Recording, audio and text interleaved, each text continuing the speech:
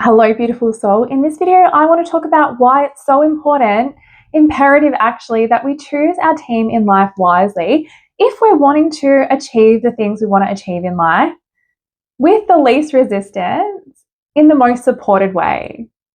So when we are not choosing the people in our life wisely, when we're not choosing our team in life wisely, we're exposed to things like drama and toxicity, deceit, like all these things, conflict, competition. I've had friends that showed up in emotionally supportive ways, but they were keeping me stuck because they were feeding things like fear and insecurity and not feeding things like personal development and personal growth and challenging myself to chase my dreams. They were actually saying, yeah, you should stay stuck in this situation because it's too scary or too uncertain to change that thing. You shouldn't do this. You shouldn't do that. And thankfully, I never actually listen to people's advice. And I just do my own thing at the end of the day anyway. But it's really obvious when people are showing up in our reality that want to keep us stuck. And like sometimes it is on purpose, and sometimes I think it's subconscious too. Like sometimes the closest people to us are insecure. They're stuck in their own stuff. They're stuck in their own self-limiting beliefs, their own childhood traumas, things that they haven't dealt with, their own feelings of insecurity, that any advice that they give, any support that they give is actually coming from that place for themselves. Like they're not seeing things with clarity from a healed place. They're seeing things from their limited worldview. And so their advice isn't going to be correct. And actually, sometimes we do have frenemies that genuinely don't want to see us grow, and they will genuinely pretend to be supportive, but actually be sabotaging us in the background. If we're surrounding ourselves with toxic people who are addicted to drama and chaos and toxicity and gossip and who like feed on these things and who energize themselves through toxic behaviors and dynamics, like that's a real worry too. If we're around people that are causing conflict, that are in competition with us, that's not supportive. That sort of drama takes over. That sort of chaos actually takes so much energy to navigate through. And these sorts of dynamics actually remove our focus from what's important and take our eye off the prize, off what we want, off what we're trying to achieve, our hopes, dreams, goals, the future, like what we do want in life, into just toxic cycles that keep us stuck. And so having people like this on our team is actually stopping our evolution. It's actually stopping our growth. And sometimes these toxic people are hypocrites. Like they're not walking their talk. I personally do not take advice from anyone that's not a direct example of what they're saying. I don't take financial advice from people that are not good with money. I don't take health advice from people with poor health. You know, it's like, where's the information coming from? Make sure that they're not hypocrites. A lot of times we get gaslit by toxic people who have no idea what they're talking about. They're not embodying the stuff that they're talking about. They might even gaslight us into believing them, into doubting ourselves and our own instincts and our own intuition. It's really important to look at, is this person who's giving this advice in a position of authority to give the advice because they've encountered this and overcome it themselves, or they're living proof of this thing? It's really important to be looking at like, what's the authority of the person giving the advice? Like, are they actually showing up in a way that shows that they know what they're talking about, or are they just trying to keep us stuck? It's also important to surround ourselves with people who, if we're on the personal growth and personal development journey, are embodying the same. Because people who are insecure, who have low self-esteem, will sometimes sabotage us consciously or unconsciously. They'll try and undermine us. They'll try and keep us down. They'll say negative things. They'll use little opportunities to cut us down. It's that tall poppy syndrome thing. And this has happened even in my own family.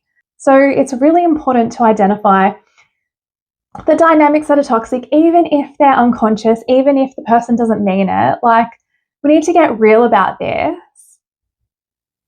This is our lie. It's really important to take the rose-colored glasses off. These people have probably shown their true colors over time. Like, we know, if we're being real with ourselves, who we're dealing with and what the impact is on our life. And if we don't know, doing that introspection. So some of the things that I consider when I'm choosing who to surround myself with includes things like emotional regulation, choosing people who have got their emotions in check, who know how to manage their emotions, who aren't exploding every 5 minutes. And this is a dynamic I grew up in, and it's like so toxic. It's so uncomfortable.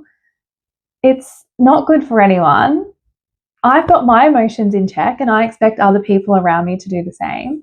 I spent many years in fight or flight, walking on eggshells, and realized that that state is no way to live. And the people we surround ourselves with can literally change that. Emotional validation is another one. And that doesn't mean we need other people to be emotionally validated. Like, it's important to be able to do that for ourselves, but it certainly makes a difference being around people who make us feel seen and heard and validated. That makes us feel supported. Surrounding ourselves with the right people should not make us feel more isolated. And I've certainly been in situations and dynamics where I've been around a lot of people, but because I haven't been feeling seen, validated, and understood, I have felt more isolated than being by myself. And so changing that has been such a beautiful thing. Being around people who actually see me, who actually validate me, understand me, get me, has felt so, so good. And when we're entertaining people who don't actually embody this, who don't see us, who don't understand us, who don't validate our emotions, that's just taking up space in our life for people that could do that for us. I think another key one for me is, because I'm such a deep thinker, I'm such a deep and philosophical thinker, it's having other people around who are also that, who can provide their perspectives. And so surrounding ourselves with diverse perspectives, if you're this way inclined, I can totally acknowledge that not everyone's going to be thinking about, the deeper questions and the broader meanings of life and the universe and all of these things, society. But for those of us that do, it can be awesome and amazing to actually surround ourselves with people who are like-minded, who can offer diverse perspectives for us to consider for ourselves. And that doesn't necessarily mean taking everything we hear from someone else on board. It just means challenging our own thinking by hearing and considering diverse perspectives and seeing how those different perspectives actually fit with our own perspectives, and exposing myself to people that are also very deep thinkers that offer a diverse perspective has helped me actually understand my own thinking and my own biases and my own beliefs and where I'm at as well. So it's been really helpful from that perspective as well. And sometimes I will take some of that on board, and sometimes I'll, not. We need to be able to be discerning about the information that we're taking on and what we're considering for ourselves. When we are choosing the people we surround ourselves with, it's really important to pick members of our team that are going to be on a similar trajectory. If we're on a personal growth and personal development journey, are these people doing the same? Are we all accountable for our thoughts, actions? And sometimes accountability can be the team members that we surround ourselves with, people that do hold us accountable and do call us out in a loving way, in a supportive way, call us out on our BS, call us out where we're, not embodying the truth that we want to, or the authenticity that we want to, not in alignment with the values that we have or the goals that we have. That's really important too, being able to call each other out in a loving way, taking accountability and responsibility for our actions, for what we say, what we do. And there's also the element of support. So choosing people to be on our team who are supportive, supporting us in the right ways, supporting us in ways that do not enable poor behavior, that don't enable us to stay stuck, that don't enable codependency. If anyone's supporting us to be codependent, living in a state of fear, living in a state of lack, making us question our worth, making us question our capability in life, that's something to look at.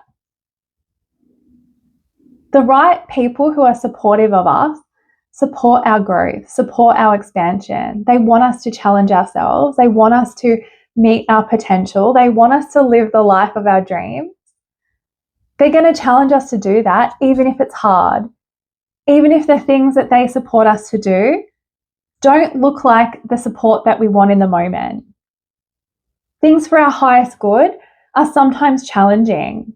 Breaking out of patterns of codependency, of seeking external validation, of needing things from other people to function in life. And so when we let go of the people we've chosen in our life to be on our team who are not genuinely supportive, who don't want what's best for us, who are stuck in their own chaos and drama and toxicity, when we let go of that and we choose team members in life that are supportive, that are healed, that are on a personal growth and personal development journey, that do want what's best for us, it's amazing how we can change our vibrational alignment, how we can start to make the things we want to make happen a lot quicker. We're not being bogged down or clogged up or stuck. And so we can direct our attention to the things that we do want. So I really hope that this has helped someone. I love you. Bye.